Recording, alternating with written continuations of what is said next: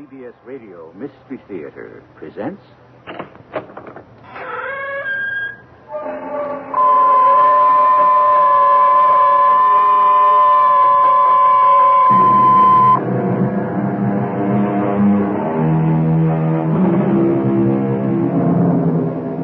Come in.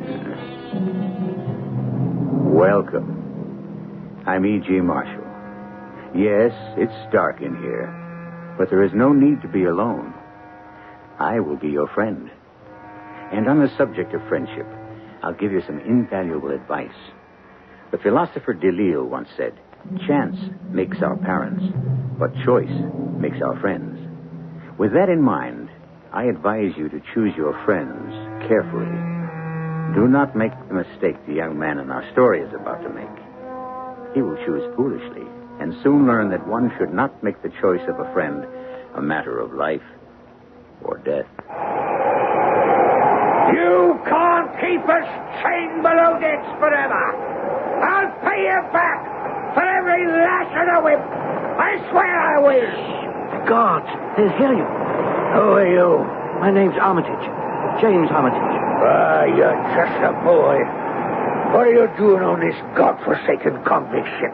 Penance, just as you are. Well, you won't be doing it for long. Huh? I'll be getting us all out of here, I will.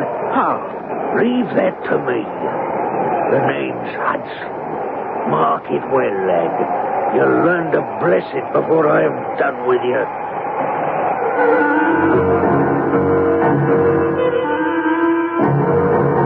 Our mystery drama, The Gloria Scott, was adapted from the Sherlock Holmes classic by Ralph Goodman, especially for the Radio Mystery Theater, and stars Kevin McCarthy.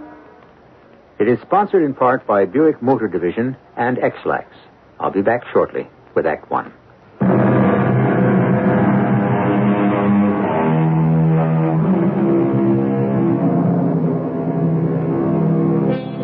Sherlock Holmes looked upon the sea as a vast, open expanse of hypnotic tranquility, a contrast to the wheels within wheels that turn the deductive turbine of his analytical mind.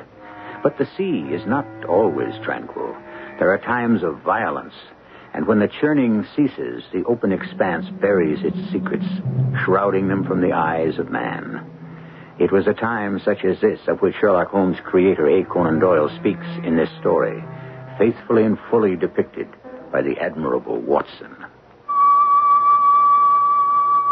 Early in the winter of 1886, I was returning from a medical symposium, eager to see my good friend and companion, Sherlock Holmes. I soon found myself at the familiar door on Baker Street. My friend was obviously in the study, playing on his violin. Holmes was a man of many talents. I decided not to disturb him and started upstairs to my room, only to find my way blocked by the very friend I didn't wish to disturb. Watson, this is a surprise. No greater than mine at seeing you coming down the stairs, Holmes. Well, your violin. Ah, coming from the den, of course. But I don't understand. How is it possible? For me to be here on the stairs and in the den at the same time. Yes. No, all very simply explained. If you will follow me, Watson. Now, take a look in the den. Well, it's empty. On the table, in the far corner.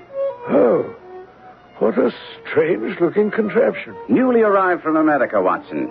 A gift of a dear friend. You remember Miss Adler? Irene Adler, yes, of course. On a world tour with her new production, The Grand Deception. And as a token of her friendship, and perhaps to symbolize the play, she has sent me a working model of Mr. Edson's experimental voice recorder. Well, I merely substituted the violin for the voice. Gosh, you mean that music is coming from that little gadget? Yes, Watson. I went up the stairs to see how far the sound would travel, and I was just descending as you came in. Here, let me turn this off. Well, I say I am glad to be back. By the way, I stopped off to pick up the post. There's a package here somewhere for you. Yes, so I see, Watson. It's the small one. Some circulars, advertisements, My medical journal. The small one, Watson. Oh, why, yes, so it is. Now, how did you know that? The small one has been sent by registered mail. The one I've been expecting was to be sent by registered mail elementary, my dear Watson. You've been expecting this parcel? Yes, Watson. Now, if you'll hand me those scissors, I'll snip this twine and we'll have a look-see at the contents of the mysterious oblong box. Mysterious oblong box? Mysterious to the gentleman who first received it. He has asked me to have a look at it. Interesting. A tarnished silver cylinder containing a single sheet of slate gray paper. It has something written on it. Bring the lamp a little closer, will you, Watson? Written by an old man, I should say. Wouldn't you, Holmes? Rather a feeble hand. Not feeble. Unskilled in the art of writing. There is a difference. Notice the spelling of the words believe and receive. The sender is unfamiliar with the simple rule of I before E except after C. But you are right about his age. Oh, well, In his 50s, I would say.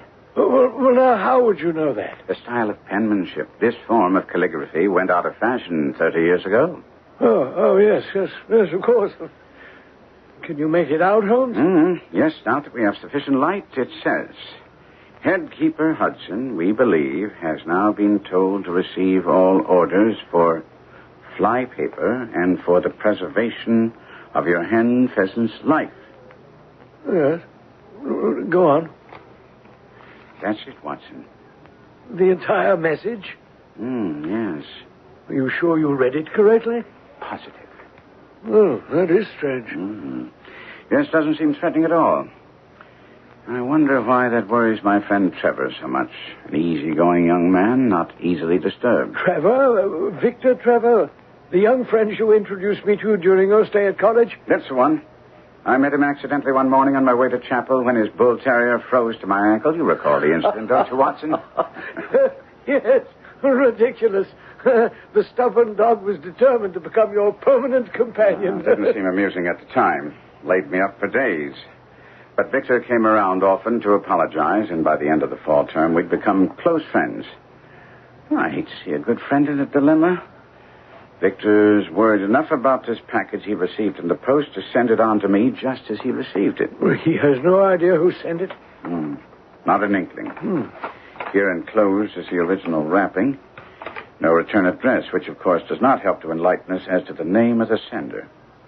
There is one small clue, however, conveniently provided by the Postal Service. Oh? Origin of mailing, place, time, date. Of course. The postmark, yes. King's Cove, the 25th of last month, 10 a.m. King's Cove. I don't believe I've ever heard of it. Nor I. Perhaps it'll mean something to Victor Trevor. I think it best I pay that young man a visit. You're right, Holmes, yes. First thing in the morning, we leave for Doningthorpe in Norfolk. Can you make it? Well, I'll telegraph Victor and let him know we're coming. Bully for you, Watson. And if I can somehow decipher this innocent-sounding missive, I have a feeling that you and I won't be bored much longer.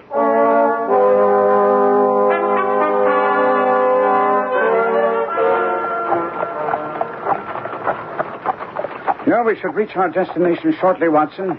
How are you bearing up under the journey? Oh, dear.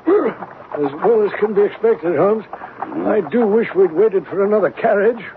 I dare say this one's seen better days, I tell you, Holmes. It wasn't for my curiosity over the contents of that tarnished cylinder.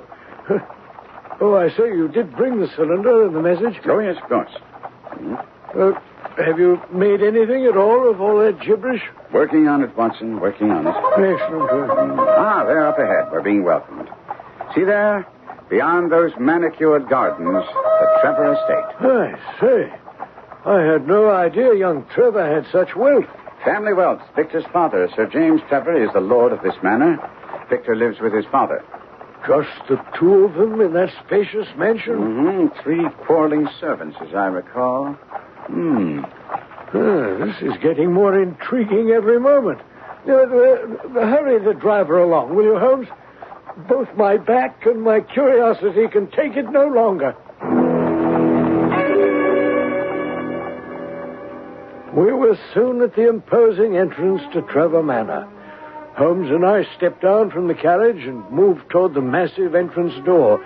It was made of solid oak, ornately carved to a depth of at least 2 or 8 inches, inlaid with sections of highly polished, impenetrable ironwood, obviously chosen with great care.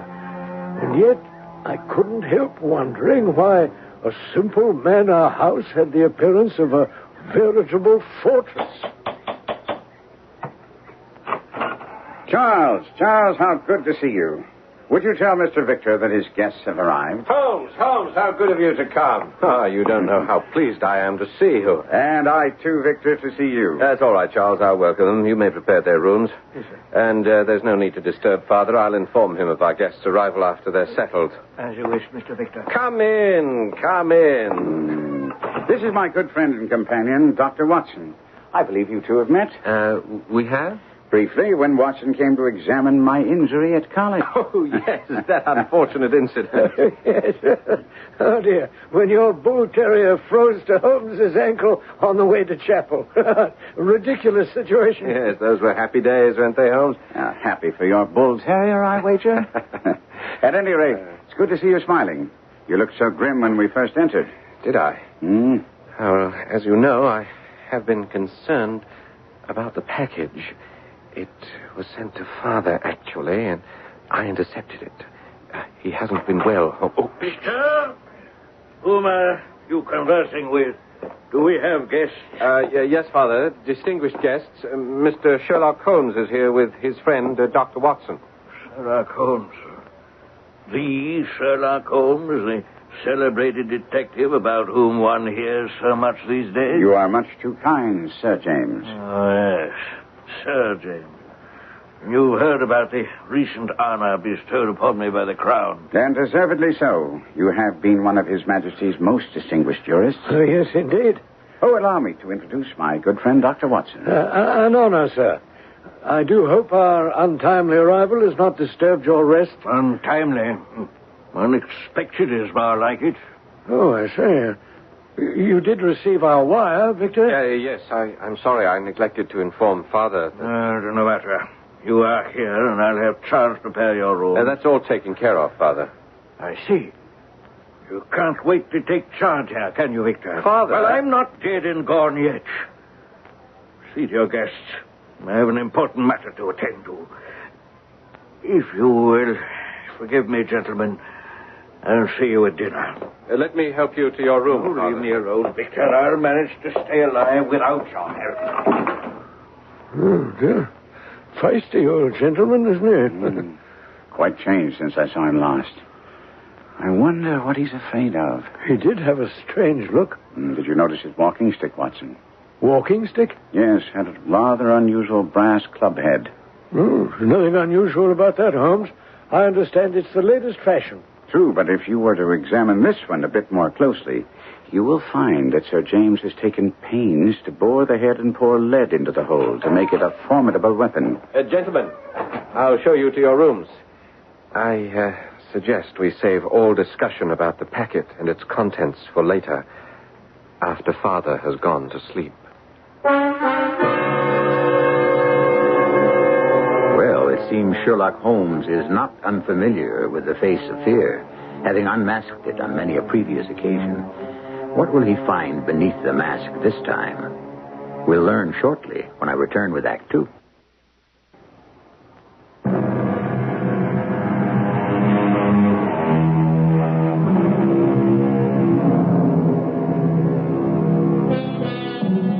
The Mystery of the Gloria Scott is one of Sir Arthur Conan Doyle's most unusual tales. It is unique in that of all the tales of Sherlock Holmes, as recorded by his good friend Dr. Watson, there is no other adventure in which fear proves to be as strong as death, and the mystery that shrouds that fear as silent as the grave.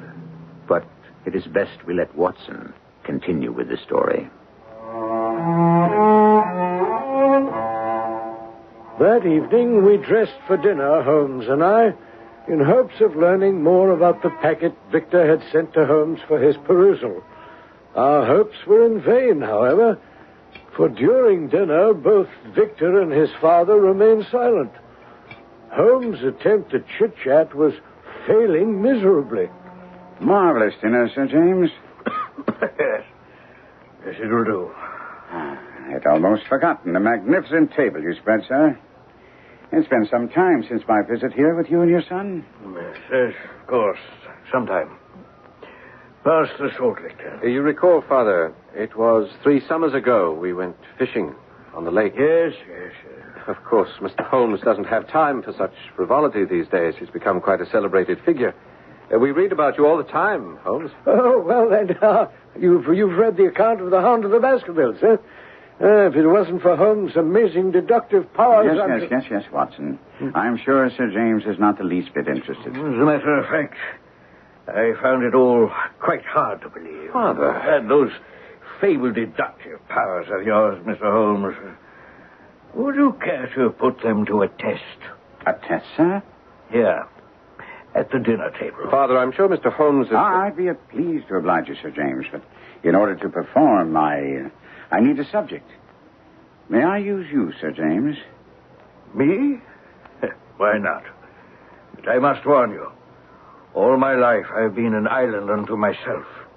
We have spoken very little since your arrival here. There's no need for you to say anything. Your hands speak for you, Sir James. My hands? Yes.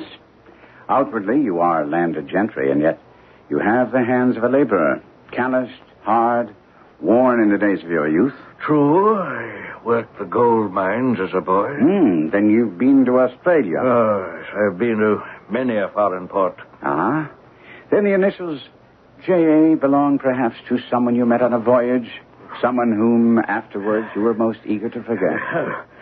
How could you possibly know about that? Forgive me, sir.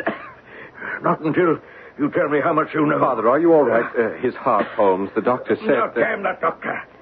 I've asked you a question, Mr. Holmes. No, I know nothing really, sir. Only that during my sabbatical here, that day we went fishing on the lake, I saw the initials J.A. tattooed on your arm. Aye, sir. Yes, Watson. At the time, it struck me as being unusual, too, for a gentleman. But you said this J.A. person was someone Sir James was eager to forget. On what did you base that conclusion? The staining of the skin around the letters, Watson. It was obvious from the blurred appearance of the tattoo that its wearer had tried but failed to eradicate the memory of J.A. I've had enough. It is true. I once knew a J.A., but we won't talk of it no more. But, Father, if you are in some sort of danger, Mr. Holmes here is a good friend. I'm sure he'd be more than willing to help. I said we will speak of this no more. Give me Mr. Holmes. The past is a closed chapter of my life. Charles, you may serve the brandy now. None for me. Prepare my room. If you'll excuse me, I'd best get to bed. Not that I'll sleep tonight. Of all the ghosts of the past, the ghosts of the sea are the worst.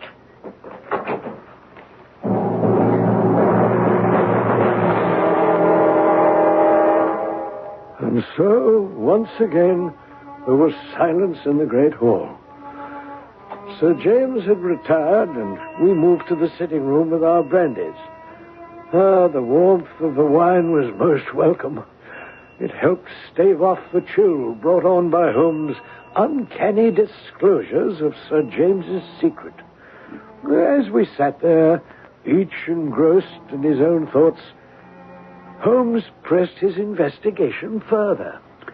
And you say, Victor, that your father never spoke of his past to you? No, Holmes, your amazing deductions came as a complete surprise. The gold mines, the sea. I've seen the tattoo on occasion, but dismissed it as a folly of youth. Perhaps. But not likely, Holmes. Did you see the sudden flush? The advance of pulse rate at the mention of J.A. Sir James is not a well man. Father refuses to see a doctor. He remains locked in the house in contact with no one. Except by mail, obviously. I say, was there a mention of anyone with the initials J.A. in that message you received in the post? No, I'm afraid not, Watson. The only name mentioned was someone named Hudson. Headkeeper Hudson, as I recall. Hudson? Then you know someone named Hudson. Yes, I do. I do know a Hudson, or did know him. Think, Victor. Now, this could be most important. The man I refer to had no title. Certainly was not responsible enough to be a head keeper. He was a common sailor. A sailor? Interesting. This could possibly lead us to the sea and to the initials J.A. Yes? Go on, Victor. Well, one morning after Holmes's visit here on holiday, Father and I were sitting out on the terrace taking the sun when Charles announced that a man arrived insisting on talking to Father. I remember at the time, Father had many friends, but one look at this unannounced visitor would assure you that he was not one of them. He was a small, wizened man who approached Father with a shambling style of walk and a cringing manner. It's generous of you to see me, Governor. Once again. Once again, sir. I'm afraid I don't recall our previous meeting. If you'll refresh my memory. Don't you recognize me? Dear me. It is truly Mr. Hudson. Right you are. That'd be my name, sir. Good of you to recall. It's been so many years. 32, to be exact. 32 years since we saw each other last. Yes, of course. And here you are, sir, in your big house. And me, still picking salt meat out of a harness cask. Well, you'll find I've not forgotten old times, Hudson. You do look rather hard-pressed.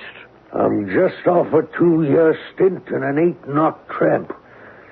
And I could use a place to stay. I see. Well, I was sure after the hard days we shared on His Majesty's ship, the Gloria Scott, I could put up with either you or Mr. Beddoes. Beddoes? I was sure you'd recall him. Yes. Of course you can stay here. We're in need of a gardener. I'd rather work inside the house, if it's all the same to you, sir. In the house? Yes, of course. Charles, take this man to the kitchen. See then he gets food and drink. I'll be by later to explain his duties. And so that is how this man Hudson entered our lives. Well, a cheeky sort of fellow, isn't he? Yes. Obvious from his brash manner that he felt on safe grounds. I believe you said he mentioned the Gloria Scott. Ah, Gloria Scott. It seems I've heard that name somewhere. Undoubtedly, Watson. The fate of the bark Gloria Scott caused quite a stir in its day. As I recall, let's see, the Gloria Scott left Falmouth on the 8th of October, 1853, sailed to her destruction in north latitude 15 degrees west, longitude 25 degrees, on November 6th of the same year. Oh, yes, of course. The Crown believed the incident stemmed from a mutiny of some sort. But never proved, Watson. The mention of the Gloria Scott by Hudson had an hypnotic effect on Father. He did everything Hudson demanded. He soon elevated Hudson to the position of butler, replacing Charles in authority over the household. Oh, I see. Yes, and the man was drunk most of the time, difficult to deal with, lording it over the servants and insulting Father's guests. And Sir James put up with his boorish behavior. Well, not for long. One evening, he'd had enough, took the insolent cur by the nape of the neck, and turned him out of the house. Good for him. We never heard from him again. Until the mention of his name in the message you intercepted. Yes. Now, why would the words headkeeper precede the name Hudson? Why, yes, of course. You have something, Holmes? I believe so, Watson. It is a code of some sort. I must admit, on first examination, I was quite baffled. Oh, understandably, Holmes. Silliest message I've ever heard. Something about headkeeper Hudson ordering fly paper to preserve a hen pheasant's life. Well, it's gibberish. Simply gibberish. Well, of course, if the message was meant to convey that thought. But you've left out a number of key words, each of them very important to the final meaning. Well, I'm afraid I don't follow you. Just before dinner, I was examining the message again in my room. Holmes, I do hope you have it hidden away. I'd rather Father didn't... No. I've concealed the packet in my luggage, Victor. Since it was meant for your father, I'm sure he knows the code we are groping for. There's no need for the original. I have a copy of it right here. Words removed, phrases eliminated, letters superimposed. Good heavens. You've tried just about everything, haven't you, Holmes? Yes, without success, as you can see. But now that we've ascertained that Hudson was merely a seaman, we can conclude that the first two words, headkeeper, have no meaning. Possibly. Therefore, we merely underline every third word of the message, beginning with the word Hudson, thusly, and there we have it. You're right, Holmes. Yes. It now makes sense. Yes, Watson. This message was obviously meant for Sir James. Only he would know the dark meaning behind this cryptic warning, which now reads, Hudson has told all. Fly for your life. Good heavens. She came from upstairs. My room, I believe. Quick, Watson, follow me. If the cause of that gunshot is what I think it is, I'm afraid we are already too late.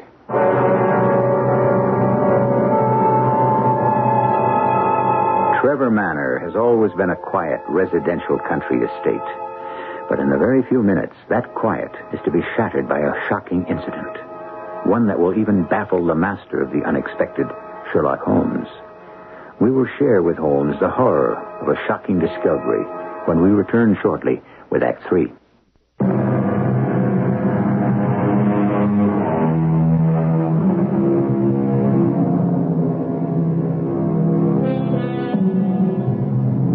Monuments, what are they? The very pyramids have forgotten their builders. Words, not stones, are the true monuments to the great. Listen, then, to the words of Sir Arthur Conan Doyle, a tribute to the man and his creation, the fabled detective, Sherlock Holmes. Within seconds after hearing the shot, Holmes raced for the stairs. Victor, Trevor, and I were not far behind. As we reached the head of the stairs, we could see Mrs. Henshaw, the Trevor housekeeper. It was she who had screamed at the sight of something in Holmes's room. We entered cautiously behind Holmes and were shocked to see the body of a man lying on the floor. Good Lord. It's Sir James. Father.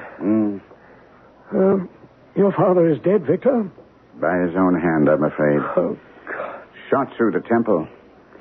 Telltale powder burns, gun still clutched in his right hand, and here, crumpled in his left hand. The slate gray paper. Despite our efforts to conceal it from him, he has finally seen and read the warning message. Poor father. This man, Hudson, must certainly have had a terrible power over him. I wonder what ghastly secret they shared. Yeah, I fear we'll never know, Holmes. The secret, whatever it was, died with Sir James. No, I'm not so sure, Watson. Secrets have a way of turning up even after death. Whatever it was that haunted Sir James all these years could turn up even now. Tell me, Victor, do the words Chambeau Deuce mean anything to you? Chambeau Deuce?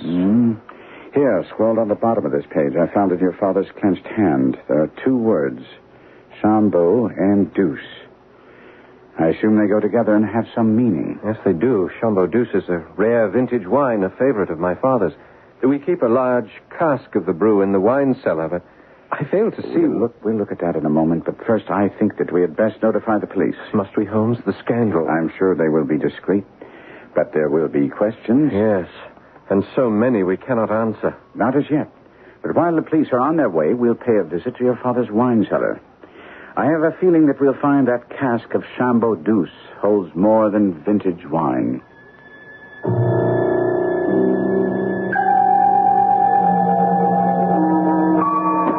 Steady with that candle, Watson.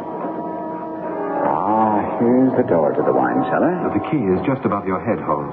Here, allow me. I haven't been down here in months. There we are. Now, if you gentlemen will step aside. Yeah. I must agree with you, Victor, when you say you haven't been down here in months. I don't believe anyone has.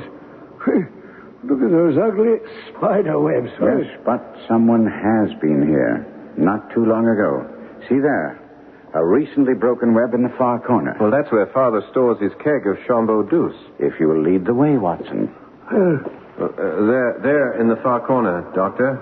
We're right behind you. Yes, yes. Oh, it's a rather large cask.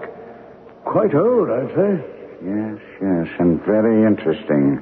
A seagoing cask at that. You're quite right, Holmes. I never noticed. Bring the light a little closer, would you please? The cask is rather large. Large enough to contain a man's body, wouldn't you say, Watson? Good heavens, Holmes.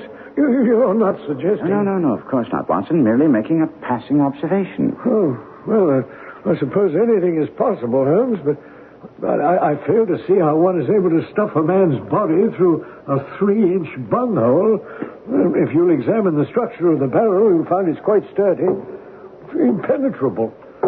The seal hasn't been broken. Quite good, Watson, quite good. Actually, I did not expect to find anything in the cask, but perhaps behind it. Behind it? Look at the floor, gentlemen. These track marks. This cask has been moved from time to time and returned to its original position. Why, you're right, Holmes. But how anyone without the strength of a Hercules is able to accomplish such a feat is beyond me. I've never seen it moved from this position, Holmes. There's something behind that cask that your father wants us to see. If you gentlemen will step aside. Here it is. A dust-free corner at the top of the casing. I wager if one were to apply pressure to this point. I say, but it's moving. So it is, Watson. And what have we here? A small recessed compartment in the wall. The candle, if you please. Yeah? Your father took great pains to conceal whatever he has placed in here, Victor. Have you any idea what it could be? No, none at all. We have a wall safe in the house. All our valuables are kept in there. Both Father and I have a key. But this, Victor, this was not meant for your eyes until now. A sealed oilskin packet. May I? Yes, of course. It's rather sturdy, but with this pocket knife of mine should... There we are. Well, what have we here? A book of some sort. Yes. Almost destroyed with age and exposure to the elements. I say, it looks like a ship's log. That is exactly what it is, Watson. The log of the ill-fated bark, Gloria Scott. The one Hudson mentioned. I wonder how Father... This may explain, Victor. A letter addressed to you. For my son, Victor Trevor, to be opened in the event of my death. Read it, would you, Holmes? My hands are much too shaky. As you wish, Victor. My dear son, now that approaching disgrace begins to darken the closing years of my life, I must record the truth of my shame. Our family name, dear son, is not Trevor. I say. I was known as James Armitage in my younger years that brought shame and disgrace. For as Armitage, I entered a London banking house, and as Armitage, I was convicted of using bank funds for my own purpose. Good heavens. The funds were used to pay a debt of honor, but illegally come by. And so I soon found myself chained as a felon aboard the convict ship Gloria Scott, bound for Australia. The hold below deck was black as pitch, and the stench was more than one could bear. There were others like me who bore their miserable lot in silence, while some shouted their defiance to the high heavens. You can't keep us chained below decks forever. I'll pay you back for every lash of the whip. I swear I will. The guards, they'll hear you.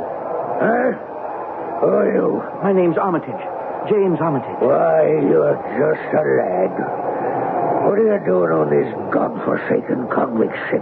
Penance, just as you are. Well, you won't be doing it for long. I'll be getting us all out of here, I will. How? You just leave it to me. My name is Hudson. Mark it well, lad. You'll learn to bless it before I am done with you. I murdered a man, I did. Even in this blackness, I can see you remember my case. My partner and I got away with over $1 million in cold, hard cash. Yes, I've heard. The money was never found. And where do you suppose it is, lad, eh? I'm sure I don't know, sir. My partner, he's holding it for me. And where do you think he is? Right here on this ship. That's the devil's honest truth. He's topside. Respectable, right? He's the ship's chaplain, no less. Satan himself, dressed as a man of God. But why, sir, would he... We worked it all out, lad. A way for him to come aboard with enough money to buy the crew. By now, this floating coffin is ours from keel to main truck.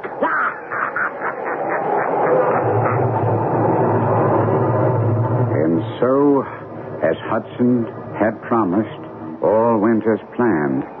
One evening, about the third week, we had an unexpected visit from the ship's chaplain. He'd come to give the last rites to a dying prisoner. And when he left, Hudson, freed of his chains, soon freed us all. We fought our way to the upper deck, and soon the roar of muskets were in our ears. Hudson and the Sam captain led the bloody mutiny.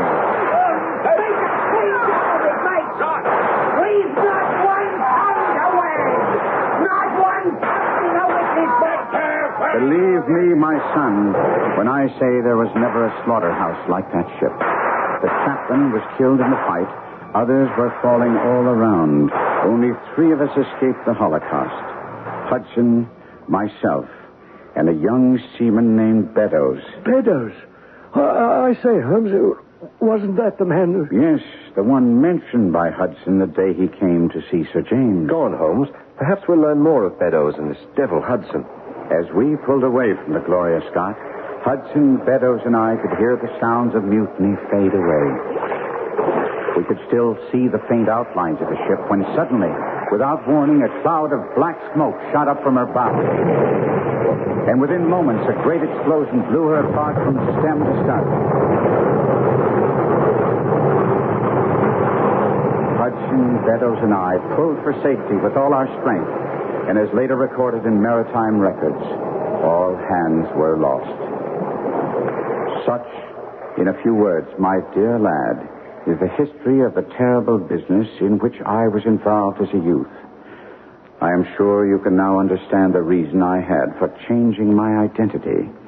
As you know, I have since led a respectable life.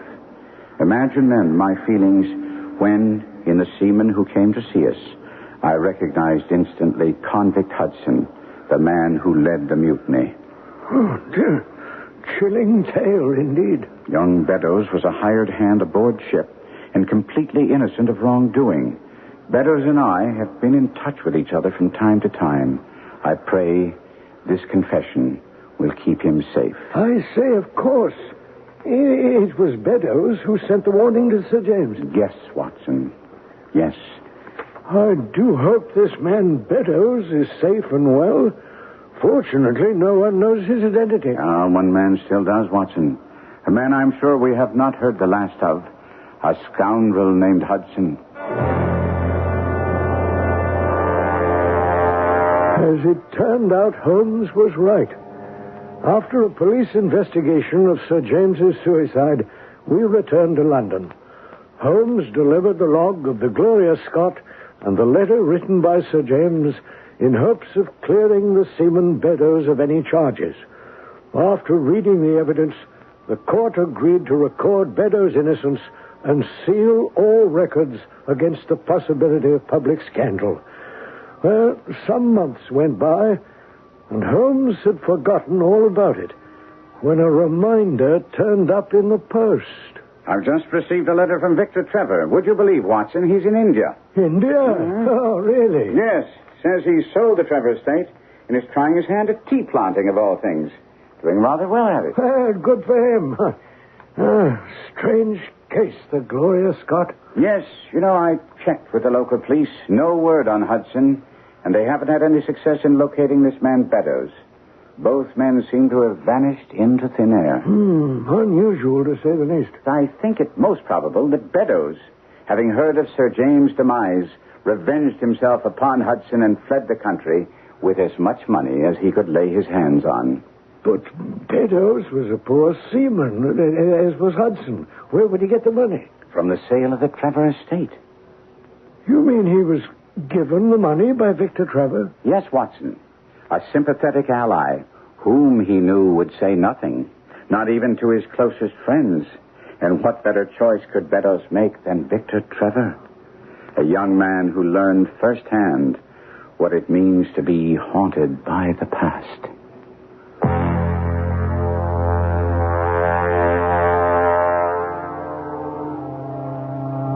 The case of the Gloria Scott was an early one in the long and distinguished career of Sherlock Holmes. His creator, Sir Arthur Conan Doyle, dates the adventure for us, but the late H.W. Bell suggests it took place close on the heels of another fascinating adventure, the Musgrave Ritual. The writer of these unusual mysteries was quite prolific and had his favorite characters. One of them was the seaman Hudson, of whom we shall hear more when I return shortly.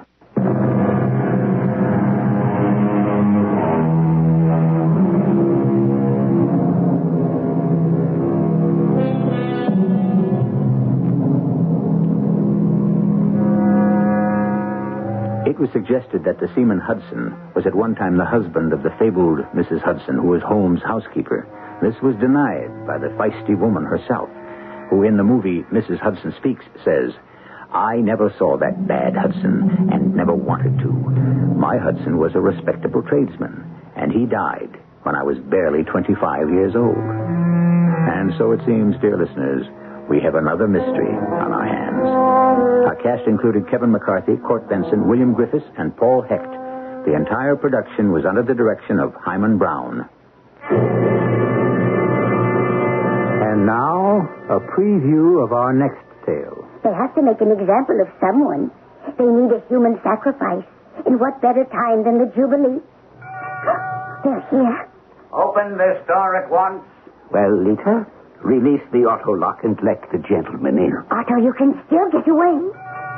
This is the elite guard. Open this door immediately. Please, Otto, what if the plan doesn't work? We have to take that chance. Open immediately or we'll blast the door open. You want the chance too, don't you, Lita? What it could mean to all of us. Otto, what if the general doesn't agree to your plan? Open the door, Lita. But what if he suspects me? Suspect such a sweet little old lady. Oh, come now. Oh, it could all be for nothing.